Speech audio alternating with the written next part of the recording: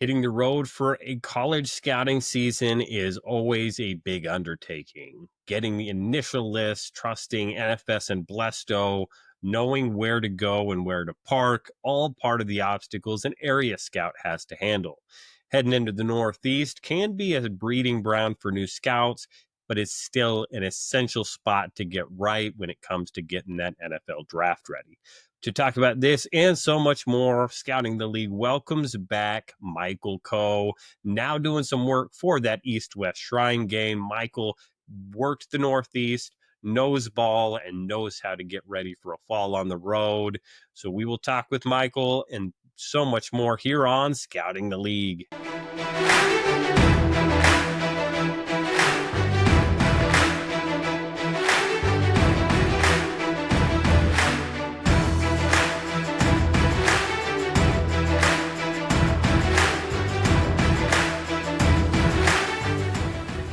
Everybody, and welcome back to Scouting the League. Before we jump in with Michael, let me remind you to go like, subscribe, and share this podcast wherever you are listening and watching. Our new home at ProFootballInsiders.com, or if it's on Apple Podcasts, Spotify, or you like that video portion, over on YouTube. We are at Scouting the League. You can find us any of those spots. Make sure you like, subscribe. Most importantly, share this podcast with a friend. If you love football and they love football and want to know the business and what goes on behind the football. I am Rodrik David at RightStepADV is where you can find me. RSAFootball.com is my website as well. Co-host Neil Stratton joins us, of course, at Inside the League, InsideTheLeague.com, and his blog, SucceedInFootball.com. Neil is busy getting all these agents ready for the agent exam that is coming up very quickly. If you are scrambling for all those last-minute test materials, make sure you hit up Neil. Go to his website, InsideTheLeague.com. Michael Coe joins us, former scout for the Carolina Panthers. Well, Michael Coe, welcome back to Scouting the League, man. How you been? Man, I've been great, man. It's blessing to be here talking some ball with you guys. We warned you that if you did well the first time, we were going to call you back. Told you. Well, hey, I'm glad that I add some value to what you guys already do. You guys do an awesome job covering the league and covering scouting. So I'm blessed to be here with you. Yeah, only as good as our guests. There's no question about that. You know, we had you on full episode. If you want to go back and listen to Michael's full story, October 23rd of 2024, you can find that in the archives of our episode here. But again, let's just do a quick catch up on what you're doing. We're getting ready, amazingly. Football season's almost here. It never seems to get closer, and all of a sudden it's on top of us. We got a couple teams reporting that are going to be a part of the Hall of Fame game. College camps are getting ready to be going. What are you going to be doing this fall to stay in football? Yeah, man. So I'll be with the East-West Shrine as well this year, working with Eric Galco and his awesome staff there, getting ready for this season for college scouts and any guys are in the scouting game right now is with the All-Star game. Season's already here. Summer work is the work, right? And that's just what it is. You're laying your foundation for your fall and getting ready to pivot. Always going to get thrown some curveballs in the fall. So you want to lay that foundation out there and get as prepared as you can. So for me right now, that's what I'm doing. I'm trying to get an overlay of who's coming out in college football and you always got to be ready for those surprise guys, but that's where we're headed right now. So when you were with the Panthers, Michael, you were Northeast your entire term there, correct? Correct. Okay. And did Scott and Dan during their respective terms bring y'all into camp in those early weeks, or did you go out on the road and kind of make your first run around some of your bigger schools? How'd y'all do things there? Yeah, I think it switched. I think we came in one year, and the next year we came in later. I forgot what happened. Why did we flip it that way? But the preparation starts as early as possible. I think just having a second year in your territory gives you a good start because you kind of know where the players are, where you should. You kind of know, hey, who's maybe popping up. Hey, I kind of like this guy, or hey, this guy has some good traits. Let me circle back on that film. And that's what's great to do in the summer on your summer work. Some of the schools that maybe, hey, I want to see this guy. He popped this game. He was a sophomore, junior. Kind of can dig into that guy a little bit more in the prep in the summertime. So we did get a chance to come in early, and I think that's great preview to kind of see. I think you're a great. Only way you can still become a great scout is it's on your team, right? Mm-hmm. So knowing who's that second corner, who's that third receiver, who's that fourth O lineman, who's the bubble guy, it definitely gives you a great snapshot heading into the season of when you're on the road. Hey, this is where we need to kind of pick from. This is maybe who the guy we maybe want to replace, or who does that guy may upgrade. So I think that does give you a great foundation to get into camp. Yeah. We'll talk about that pro scouting, and for a college scout going on the road, one of the hardest things to keep up on is exactly what your own roster looks like, much less the rest of the league. And like you said, Right. if you don't know what the rest of the league looks like, how can you put a grade, a value on a player if you don't know what a starting nickel or a fourth corner on an NFL roster looks like? Again, you're going to really struggle to put grades, round grades, team grades, whatever it is, on those college players. And again, that switch, I remember, again, you kind of talked about it. We did it in Atlanta too. For a long time, it was, hey, come in during training camp. We're going to see our team. We're going to do our thing. And you almost felt like you were late getting out on the road for that initial camp trip. Again, that is the first 3-week swing. For most guys, I think it was like 18 and 19 days for me at a couple consecutive years, is trying to squeeze in every P4 school, every big school I'm going to see. I need to see them during camp, when they have pads on, when they're higher intensity practices. But before that, again, you talked about the summer work. So talk about the summer work. You guys in Carolina were part of NFS, again, National Football Scouting. For those out there that don't know that, Neil and I have talked about it on multiple episodes. NFS is going to give you an initial list to work off of, mostly accurate, pretty good list. It's always going to have some holes in it. Again, doesn't matter if it's NFS or Blesto.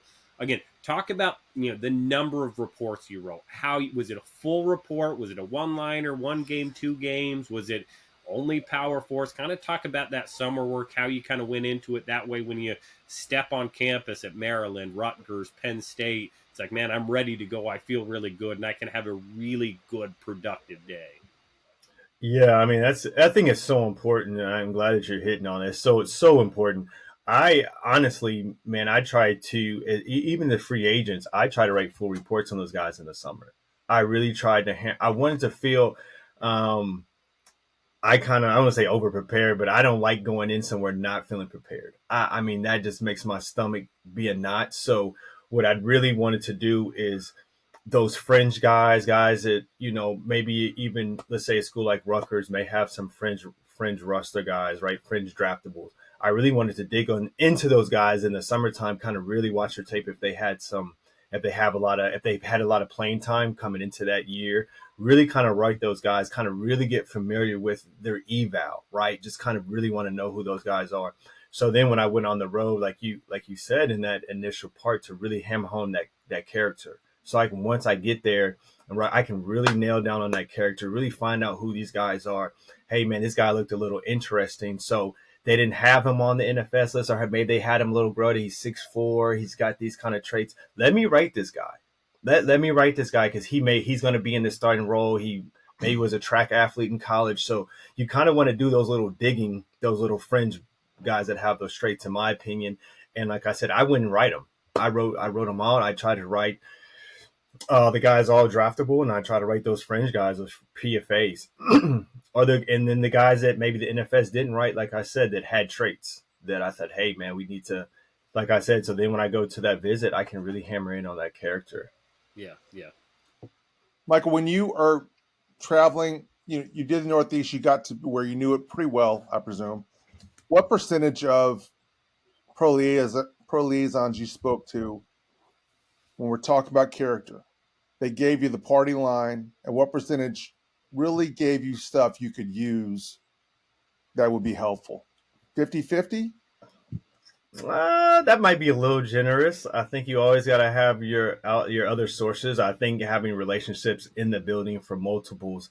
Obviously, you want to get it from that guy, right? But you want to set up with the academics. I always believe when you talk to academics, those are the people not going to lie. Usually the academic, they have, not saying they don't have nothing vested, but you know, you can usually get the really truth when you read through the between the lines with the academics and then obviously the training staff. But I think getting that from the position coach, the people, whatever you're looking for, I think you go to that person, right? That pertinent information. So if you want to know about, hey, how does guy fight through things? What's his mentality? Like, hey, go talk to the trainer. Those are the person that really has that day to day grind, their mentality. How much do they really love it? You can kind of pull from that. Draw that information out, but always segue to, hey, this guy played receiver in high school. Okay, or maybe he played receiver when he first got there. Go talk to the receiver coach. So building those relationships with multiple coaches, or if you're from an area where a coach used to coach, or is he from, I think that's definitely a good way to build that relationship. Hey, I see you from Memphis. I used to coach at Tennessee, and kind of build that and see if you can try to draw that information out about other players as well. So I think it's important to get that 360 view of that information. So the liaisons they got to give you the company line, right? I think it's a different time nowadays. Nobody wants to see that I bash a guy or even viewed as giving a negative critique. But so you do have to take that with a grain of salt, but you do pay attention to what they're not saying. So be a great listener, very understand, hey, what they're not saying. Usually when they really convicted on the guy, man, they're going to use very direct and blunt language, and you're like, okay, they like this guy. And then we're not, well, he comes in and does it. And then you kind of want to, okay, maybe you want to jot that down to something like, I'm going to revisit that when I come on my second visit. Let me talk to academics. Let me see what his grades are like. Let me, so those are the things that I think you need to have a mindful ear for. Yeah. Well, always wanted to. I found it fascinating. Again, you get the big group settings, man. There's 6, 7, 8 teams in there with that pro liaison. Like, you're getting company line, and like you said, you're reading between the lines, maybe some body language. Again, what they're not saying, how they're saying it, the emphasis on things. And it's like, all right, I got a couple bullet points. I'm gonna call him.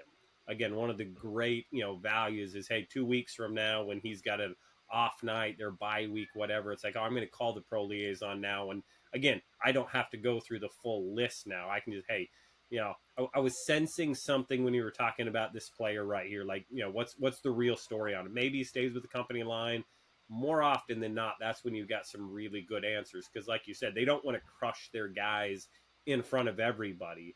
But, they know who their good scouts are. And if you're calling and asking those questions, like, all right, so Michael already knows. Like, he knows this. And again, I'm going to maybe affirm it. Or again, I'm going to more solidly let him know, hey, yeah, you're on the right track. That was always one that, hey, it's like, yeah, I'm not going to answer that, but you're on the right track.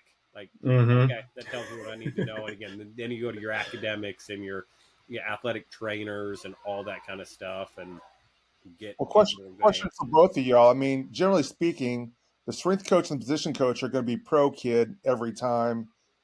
The trainer and the academic guy going to be more realistic more often than not. Is that fair to say? I would lean towards that. Yeah.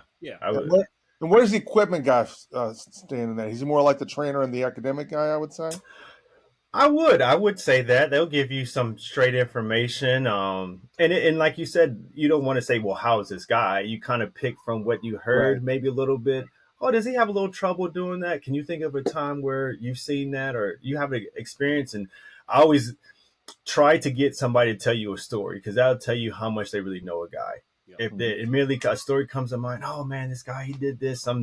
He brought this for my wife at one time, or any of those kind of things that kind of gives you a little. So I try to set it up where they can tell me a story without really asking, hey, is this a good kid? Or, kind of think outside the box and how you want to present your questions, but get that information. And sometimes you just leave things there that you will, on your second visit or third visit, that you pick back up on, right? You kind of leave those breadcrumbs, if you will, and then, make a little note, circle. I usually try to make a little note, hey, circle back with this, or put it in bold, and and then so when I come back on my next visit, I can follow up on that one. Yeah, no question. And equipment was a great one. Again, the stories and finding out, again, you look for the 3 or 4 equipment interns or student assistants that are.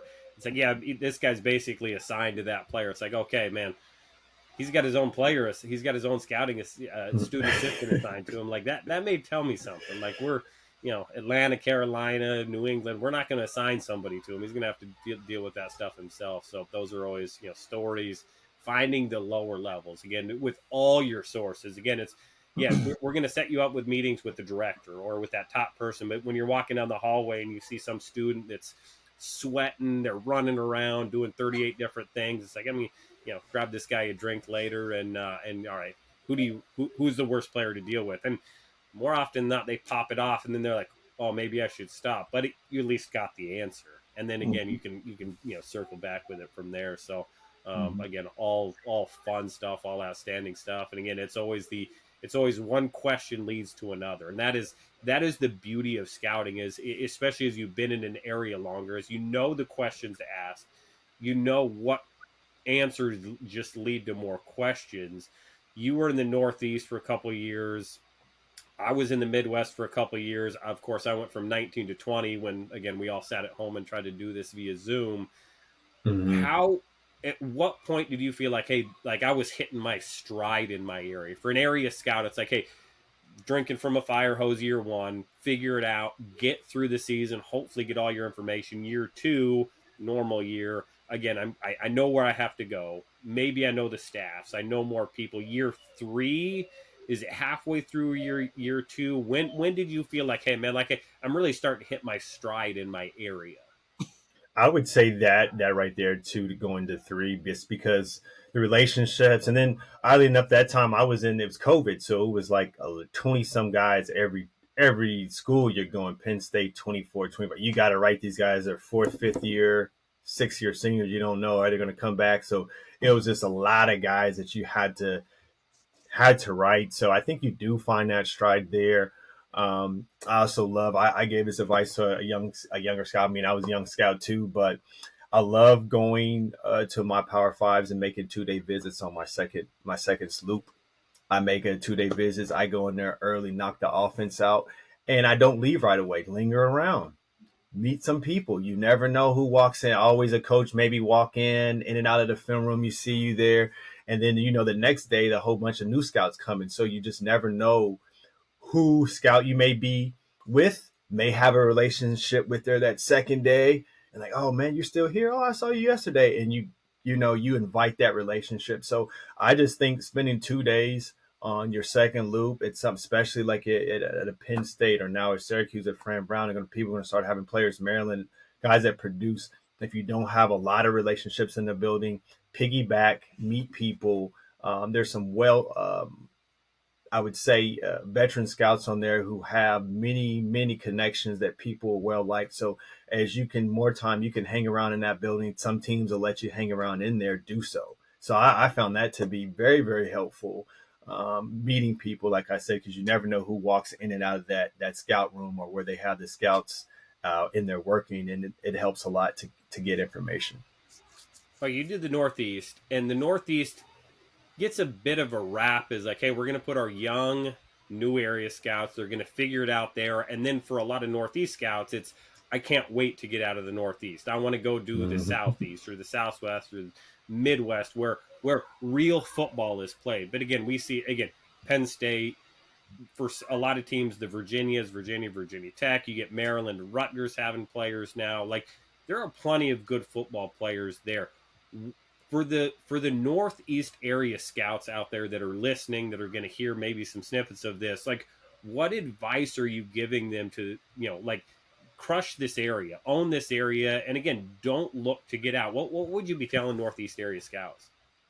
Yeah, do your due diligence. I think, like you said, it gets a wrap of that. It's a breeding ground to start, but I think you not that you want your more polished guy there. I don't know what way to say it, but there's so many schools. You get kids like out of Old Dominion, William and Mary. There's so many guys. If you don't take the time and do the work, you can miss out on. I think with William Mary's the last couple of years and had offensive lineman drafted, right? Stargo, I think I did a couple years ago, and now this kid this last year played in the Senior Bowl. So they're the Northeast are going to have some players, especially particularly in the linemen. So you definitely want to, I don't say take your time, but do your research, knowing, hey, William Mary puts out products. Mm-hmm. Comb through it. Just because the NFS list maybe didn't have a guy on there, Bledsoe, nothing against them. Comb through the list. Do a second or third time once over. Hey, these guys produce offensive linemen. They produce linemen. That's what they do. So you want to take that Old Dominion same way. Take another look through it. If a guy has traits, you may want to take a second look at him. Does he have length? Can he move? He might not be as polished, but hey, keep some of those guys alive. I think it's always good, especially in the beginning when you're looking. Find a way to keep a guy alive before you crush him, And so I lean towards more of a higher grade in the summer work, and hey, and then when I go to school, I should get to really focus, putting eyes on them, and then that after their first 3 or 4 games may let that process bring them down. But I always try to err on the side of, hey man, give the love in the summer, and let the tape reaffirm it when you see them. Mike, when you're setting up your schedule for the fall, what percentage, and you're deciding how much time you're going to spend, when you're going to be there, all those kind of things. What percentage of that is based on what you remember from last year? What percentage is based on what you see in the summer from film? And what percentage is based on what NFS is telling you? What are your biggest indicators that tell you, okay, I got to make sure I make 2 trips, maybe even 3 to this school, or maybe I got to make sure I go to this one early and get a handle on, because they got so many players there. I mean, how did you kind of break that up? How did you make those decisions? Yeah, I think you having that experience that first that first year, though, you have to use that. I think making those notes, especially at those bigger schools of guys who maybe popped as a sophomore, that you see as a redshirt sophomore. I had a habit of just writing it down. Hey, number 6 receiver, whatever school, right, and just circling it. Even though they weren't on my list to write, they popped. I had like a color coded highlighter for that, just so I knew, because you're not going to remember. I had a whole page, for Penn State, a whole section of my notebook. So if a guy popped, write him down. Hey, I remember Abdul Carter, his freshman year, Really? going against, they do the compete thing at Penn State to start to practice. And I was like, who is this guy? When things look different, you write him down. Yep. When it looked, this guy was a stacked linebacker and they do one-on-one rush drill. I was like, dang, they got this dude out here. I mean, he looked different. And it's easy to say that now, but I remember writing him down. I was like, number 11. Like, I wrote, I didn't even know who he was. I was this dude. And they told me later, like, oh, he's a freshman. I was like, a freshman? Wow. Mm-hmm. But those are things, when it looks different, it usually is, right? So I think knowing that firsthand experience, when you see a guy, when it looks different, regardless, you can be wrong. But if you see a guy that looks different, write it down. So I think that plays a big part into what you see for next year. I think NFS, like I said, when you get that list, it's a good guideline, but I always try to comb through that roster. Now, since with these transfer portals, I think our lads is a good tool. They're usually pretty good updating that depth chart. So just as many times as you see, hey, look at that crossover, go look. You may have to go. That kid was at, a smaller school 2 years ago. So you may want to throw in maybe some target tape, or just to get a little bit more familiar. Hey, why did this guy transfer? Call somebody. Maybe if you knew a scout in that area, if they knew some background on the guy. So that's a time where you could kind of do some due diligence on that guy, kind of find out that reasoning. So I think you have to use all the information that's allotted to you, and then you go a little bit beyond that. You want to own your area. So I would say you definitely use that as a guide. Definitely be on your P's and Q's on your visits to write down anything that looks different heading into next year, even though your primary focus is on those players. But you definitely want to use that as a reference for your summer work. Some of the best character I ever got on really good players came when that player wasn't going to be part of the draft class. Again, that freshman or sophomore that was popping, that was looking good, that, again, they don't think you're taking notes, or maybe they're not even thinking about it. And I remember multiple players where, again, as maybe a sophomore, it's like, oh yeah, he's, really a bunch of really negative stuff. And then you go back in there and all of a sudden this player's a draft eligible player. It's like, oh no, couldn't ask for better. He's been good since day one. I'm like, last year, like I've got this Right. note. Again, it wasn't said directly, but I've got this note. And again, that's the experience in the area, being there multiple years. Again, just like you said, listening, being in there. You told a story the other day where sit in there, listen to a pro liaison, and then later on in the afternoon, I'm the only scout there, pop into the bathroom, and the player's talking about his weekend. It's like, I don't know, something's not lining up here. Like based on Mm-hmm. what that guy said and what you're just saying from your mouth, like again, something's not lining up. So that experience in the area is huge. Again, listen to all those things, and again, listening to. I don't need the notes on this player this year. I'm writing it down. I'm going to hear it. It's going to go in their profile. I'm going to have maybe 3 to 4 years of character notes on this player instead of just one fall worth of notes. Yeah, I think it's mental takeaways too. Like you're not gonna, and I think you want to be pertinent. I mean, intentional in the questions you ask. Like some ladies, and they're not gonna want to tell you the whole story. So, like, hey, yo, how about that 11 man? What's up? That's that guy's deal. Like, oh, he was a 5-star. It's just you're taking mental notes. So I can't write all that down, right? Yeah. But when I get back or my one note or whatever, like hey, or whatever, I try to take at least 2 things away because you're not going to remember everything because that's not the primary. But you do want to have something that to extract. So you, when you come, like you said, you have something to reference. I remember the going to Penn State, another Penn State where they had Britton Strange, Theo Johnson, and Tyler Warren, and I remember watching all of them. And even back then, I was like, man, this 44 is a freaking beast. Like, I mean, there's a couple guys. He just looked different. And all those guys went second round. With Theo went fourth, and Britton Strange went second. But you look at a tight end room full of 6'5", 6'6" guys, and then you see this big athletic dude moving around, making plays. Like, dang, this dude don't even play. So you just write it down, 44. Like, so it's one of those. Is this one of the? Yeah, it's one of those things, man.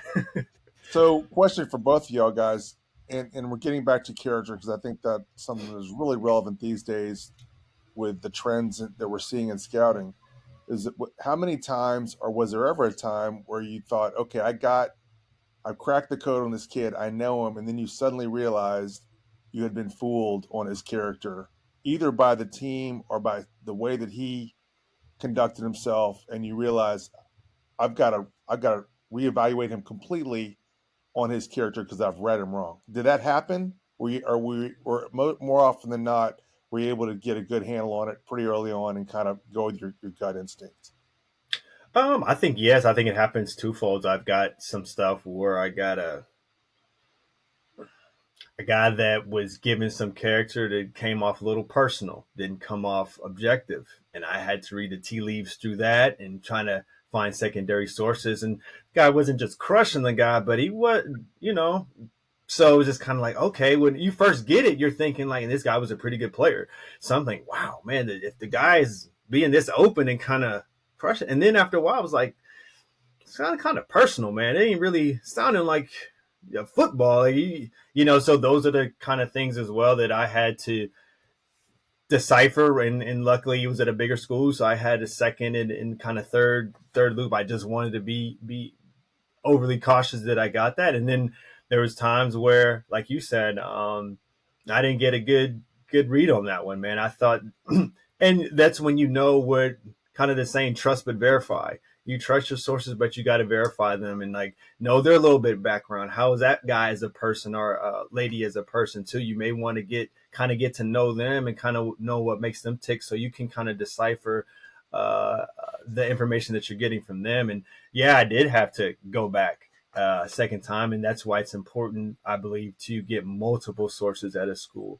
Just don't talk to liaison. I think, like you said, the grad assistants, all those, they're good references to pivot to, and they usually can point you to in another direction as well. Yeah, no, it's getting source A to line up with source B was always, again, if they're a perfect match, it's like, all right, I feel pretty good about it. And again, when you start getting some of those discrepancies where it's like, I don't have conviction on it, and that seemed like it was always more often the case. I remember used to be Iowa.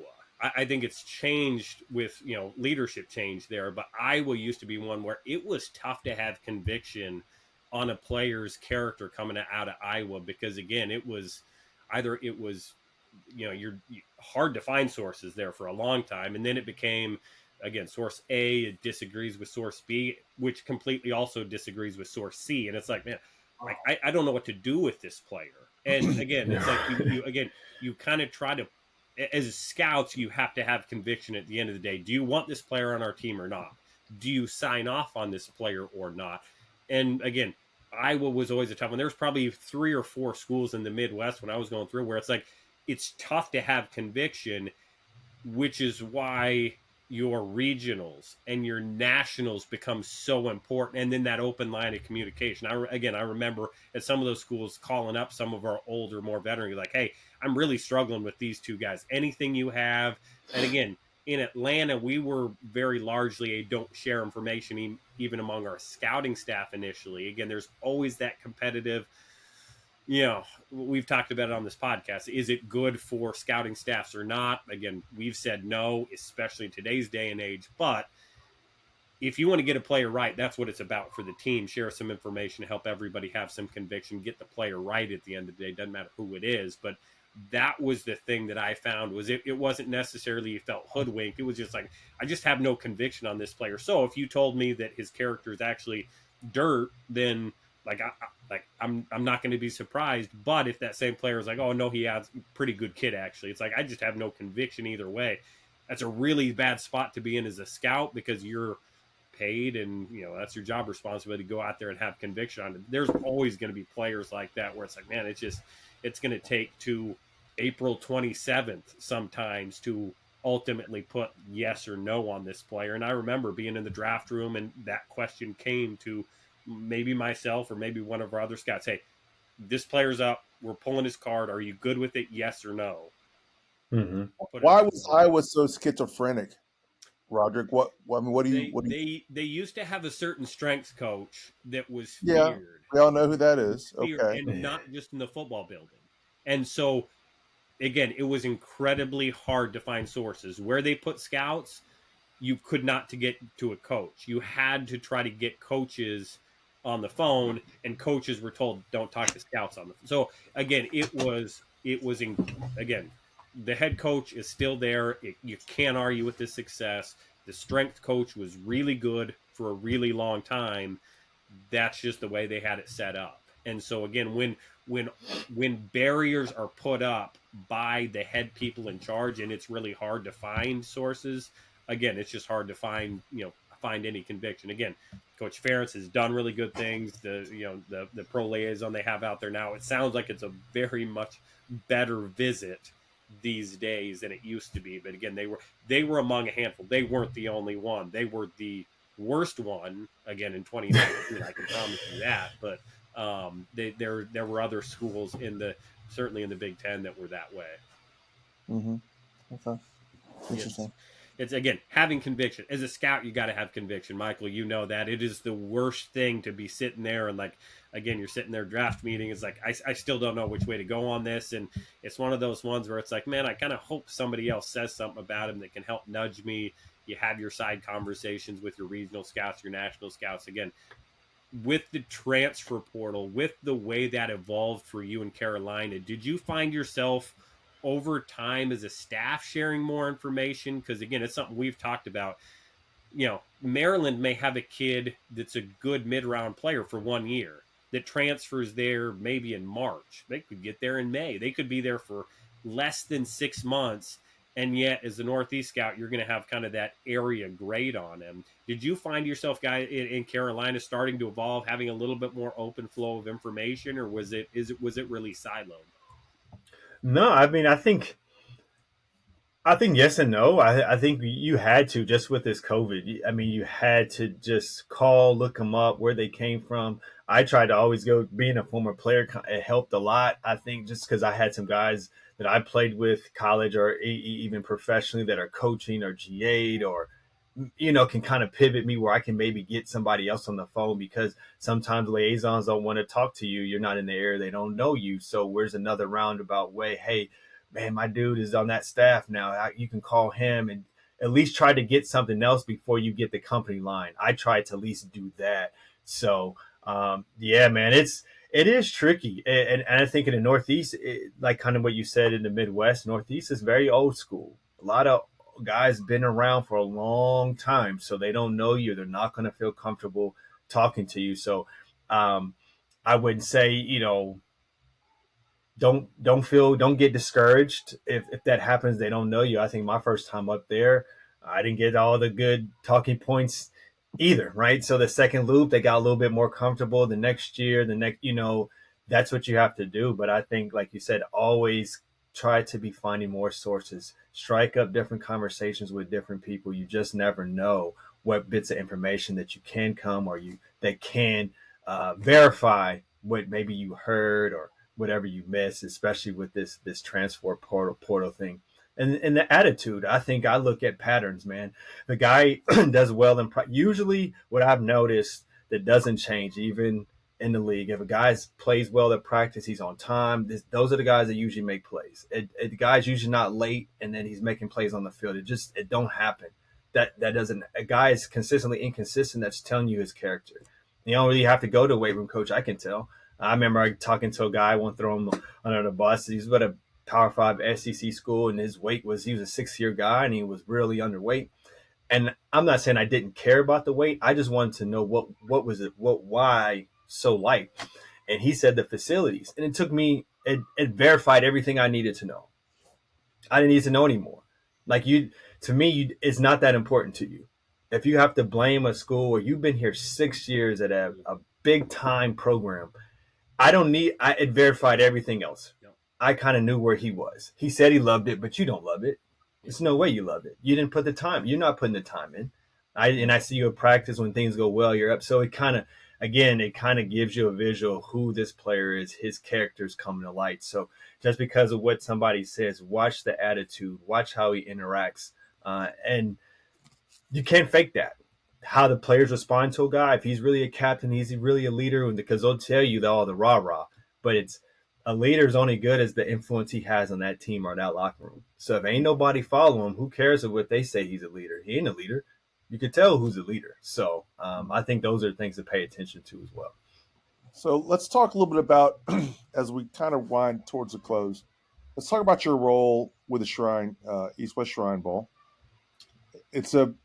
We've seen All-Star games really evolve. And, when I was running them, and that's a long time ago, I just kind of leaned on NFL scouts to tell me who they wanted. And I kind of leaned on what I saw and all those kind of things. Now you have staffs that almost are comparable to what NFL teams have.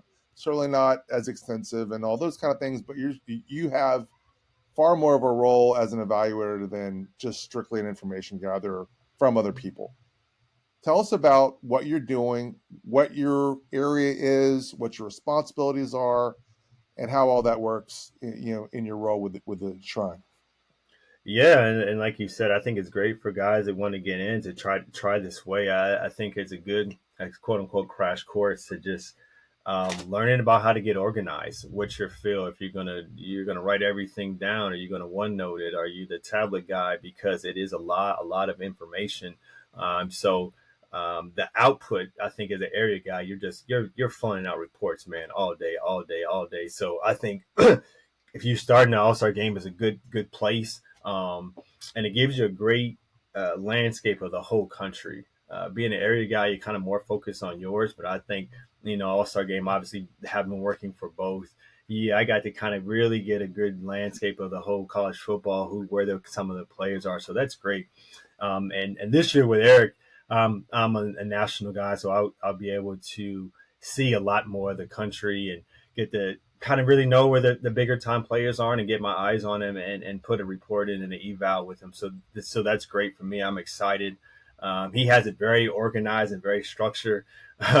You're responsible for a conference, and I'll have a conference this year that I'm going to be doing background, and you get to do the evals and things of that sort. So really kind of I get to week by week just really responsible for that school, those teams and those players there. So and then they'll be able to cross check. And I play corner, so I usually always get the get the corner cross checks, but staying on top of that for the whole year. And it's always a grind, right? But I think us that love it, love the crunch and the tape. It's fun. We embrace that grind. So I'm looking forward to it. A lot of us are getting done with our summer writing here and trying to get ready for August. Yeah. What when you, as an all-star scout, when you're Mm-hmm. talking to a contact, or you're making a school visit or whatever, do teams see you differently because maybe they see, hey, this is a guy that could really help our guy move up. We need to be more chummy with him, or they kind of like, well, he's not even an NFL guy. He's just with an all-star game. We don't need to woo him as much. I mean, is there a different way that you're treated given your new role, your different role? I think within the last 3 years, it's kind of changed to what you're saying, that because of the height of social media and All Star games and what they push, everybody uses that as like a promotional Right. recruiting tool, especially now with the early sign day in December. It looks great if they put their invites up, they make graphics. So I think a little bit of it now is like, yeah, man, here's our guy. They kind of want to, want to give you the information. They kind of want to sell their program, want to sell the guys because they know these kids, they look at it. They're on the TikTok, the Twitter, all those things right now, right? So with the All-Star games, a lot of teams now, like I said, I think it really changed within his last 18 months or so. They're really a little bit more giving with the information because they look for the Shrine top 100 list, the Senior Bowl title, all those. They're putting this out and they're putting it on graphics. So they want you to, especially around that October, November, because they know that that list and it's going to start invites coming. Have gotten calls from teams. Hey, what about this guy? I haven't heard about, and it's people start getting itchy. So I think that has evolved a little bit more than I think a little bit more teams are more receptive to using that as a recruiting tool. And I've also with the Northeast guys and some of those smaller schools, they're using it in that way. Hey, come get your Ivy League degree and then transfer. And you're just noticing the landscape change of how they're using that. It makes sense, man. Go to Cornell, go to Yale for 3-4 years, get your degree, and then, hey, go to Nebraska, go to, Penn State and start. So that has been a change that I've seen up there, and people are receptive to that. I can go to a smaller school, go transfer up, play in the All Star game, and get drafted. So a lot of that's the mentality from some of those kids as well. You think Ivy League head coaches are embracing the idea of redshirting their guys the first year, letting them hang around for 3, and then right when they're ready and they've got their degree, sending them off somewhere? Is that what you've Well, seen? because they can't redshirt, so they don't get that. And They the Ivies they technically can't. don't. Right in the Ivies, they can't. So Why you is that? only can be there. They have to take that off year. So some of those guys, when they take that off semester, actually finish their degree, they're done. And that Ivies run different. Those guys are pretty much on Yeah, track, right? So yeah. especially this is the last year of COVID, but we had Hunter Norzad that was at Cornell for 4 years. The starter there goes to Penn State for 2. I think it's been a couple of kids at Dartmouth now at Colorado. So those guys get their degree. It's at corner at Syracuse. It's been so many that have done that now. And I've talked this at a school, and he said they have embraced that. They get it for what it is because they're like the genie's out of the bottle. What are we gonna do? Hmm. People just because they know these guys can get paid. So now it's like, hey man, come here, get your Ivy League degree, and then go get your money. Some guys go play. What's that? Jalen Travis, right? The Princeton kid. Yep. Yeah. Yeah. Goes to Iowa State. The guy graduates. Go to Iowa State. I think he went in the 3rd round, maybe the 6'7" kid tackle. So Top I 100. mean, that's just guys have embraced that way, that knowing they're not going to shake it. And what do you do at Cornell? And you don't have the money to NIL those guys like some other schools, but hey, we can give you this degree and set you up. And I think most of those teams, how they look at it is, hey, we'd rather have a guy that played at the Ivy League for 3-4 years as a starter as opposed to having a freshman or JUCO guy. We have a proven guy, and they know in the Ivy, hey, this guy's smart. Know that he's pretty much put together, and you don't have to worry about character usually. So it's been a trend to see. Yeah. Hmm. Yeah. Now The the college. Shrine. Go ahead. Go ahead. Go ahead, Neil.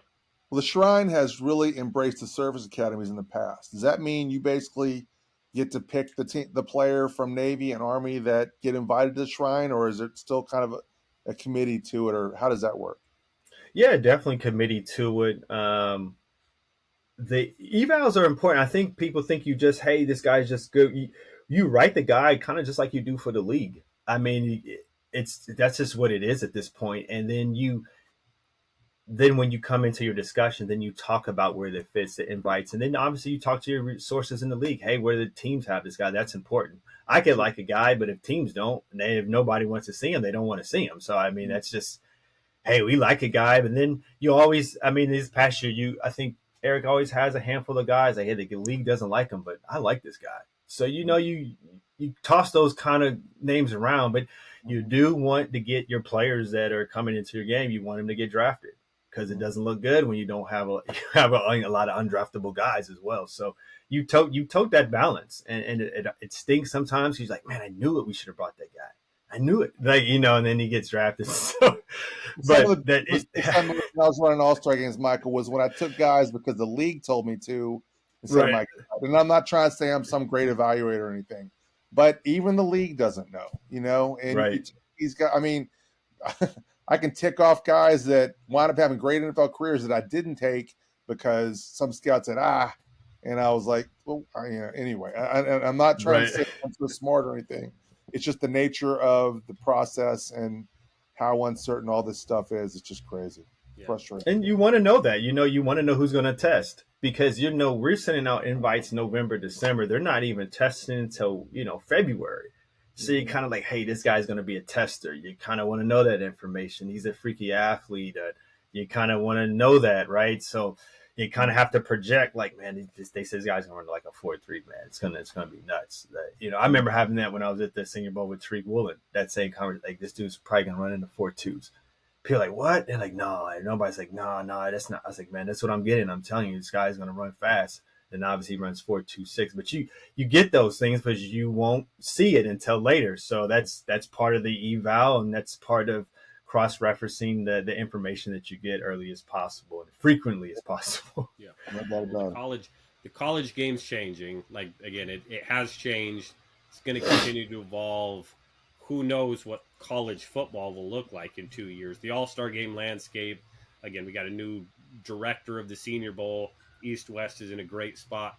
But the NFL game is still 32 franchises. The game is still played largely the same. You have little wrinkles here. One of the most challenging things for college scouts going out on the road and for, again, football fans in general is keeping a good handle on your roster, on what NFL rosters. We talked about at the beginning. How were you doing that in the midst of writing 300 plus reports in the Northeast area? How were you weekly, daily keeping up on that Carolina roster? And what's your advice to guys out there, again, whether they're on the road, whether they're with an all-star game, and like, hey, keep a good handle on the league, on the NFL, because that's ultimately what, at the end of the day, we're all talking about. Absolutely. And you bring up such a great point. I think that's, like I said, that will catapult you to being a better scout, I believe.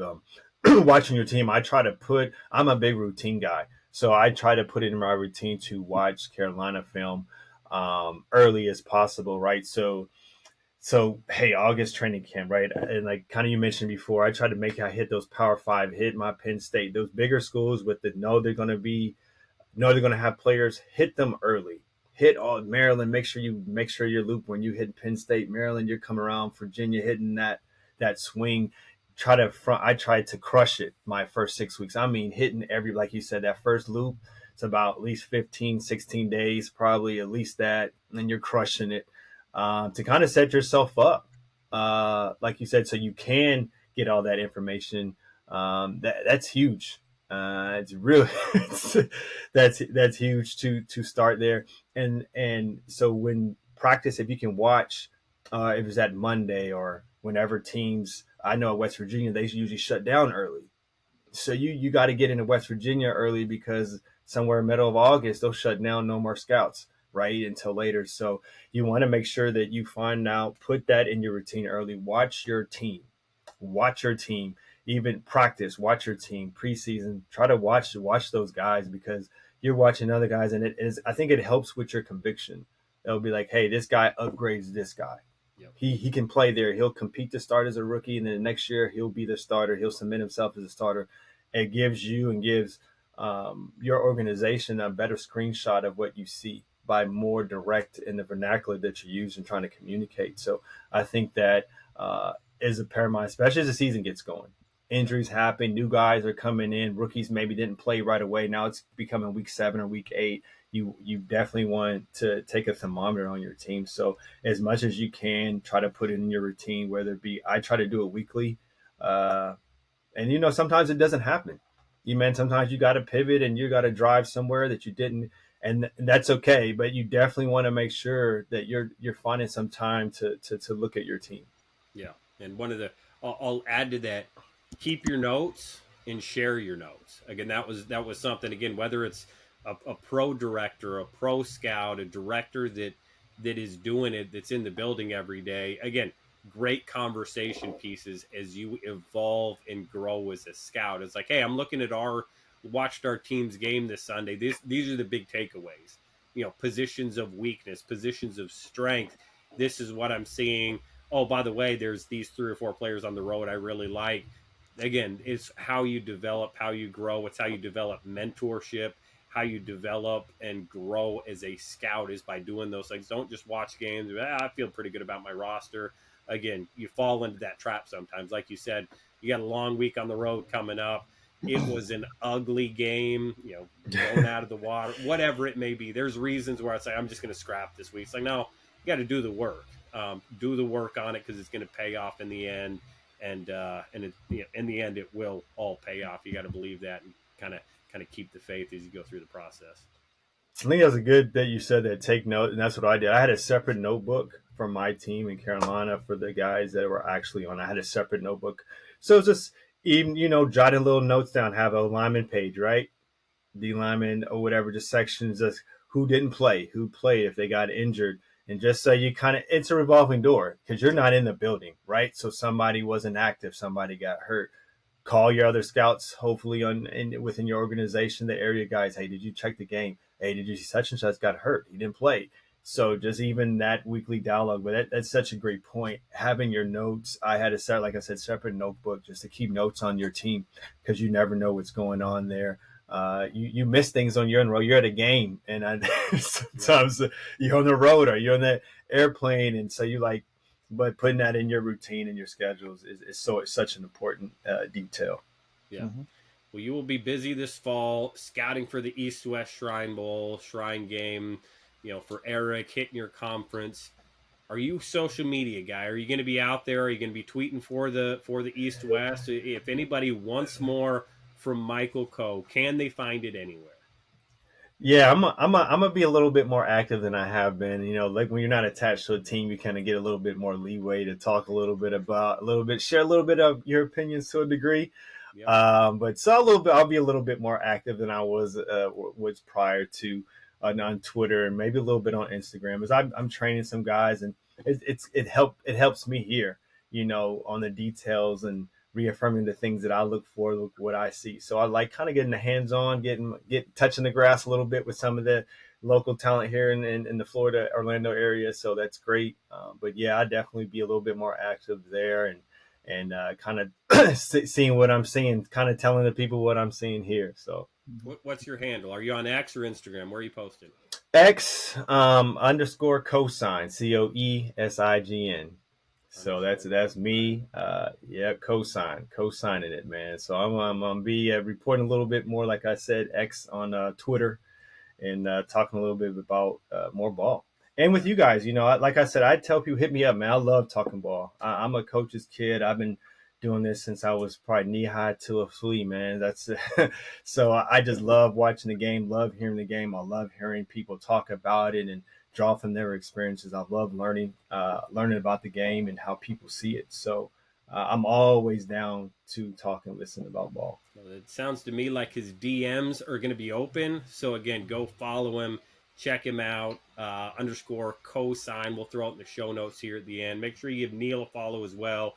He is at Inside the League. He is the man that truly is inside the league, bringing us that Friday wrap. Everything you need to know from the world of football. I am at RightStepADV, RSAFootball.com. Make sure you check out our new home, pro_FB_insiders, as we continue to take the Scouting the League to the daily podcast world, bringing you football news and notes. We will get into player reports this fall. Maybe we'll even get a little preview of some of these East-West guys that Michael really likes this fall. I'm sure he'll be back for us. But Michael, always fantastic. Best of luck. Enjoy the fall and enjoy football. Thank you, guys. Always looking forward to it. Thanks, brother. Agents, before we go, make sure you go check out Agent Live 360. It is at agentlive360.com for everything you need for your agency, from players to coaches, managing profiles, tracking invoices, sending invoices, getting paid, keeping up on every element of your entire agency. Notification emails, file folder storage, ROI, transactions, invoices, calendar, contracts, teams, reps, everything all in one spot for you. That is Agent Live 360. Hop on, request a demo. Yours truly will hop on, walk you through it. I can promise you we will talk some football as well. Sign up now with code TRIAL90 for a 90-day, 3-month trial at just $10 a month for Agent Live 360. That's at agentlive360.com. Go check it out now.